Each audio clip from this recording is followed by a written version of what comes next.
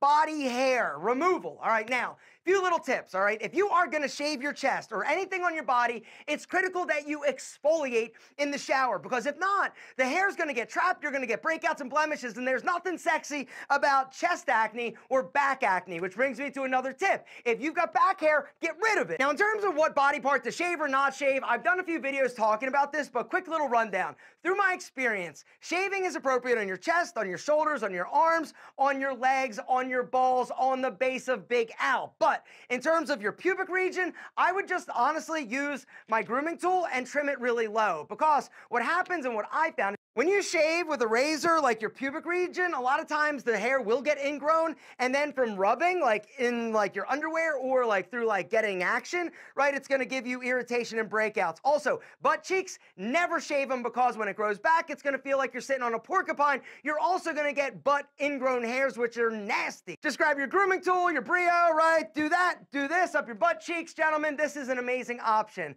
All right, now, in terms of legs, let's talk about that real quick. Shaving your legs is a personal preference thing, and that's something else you need to understand. And another grooming mistake, listening to other people tell you that what you want to do, or what you want to shave or not shave, or groom or not groom, or your hairstyle, or the fact that you might tweeze your eyebrows isn't manly. Gentlemen, them.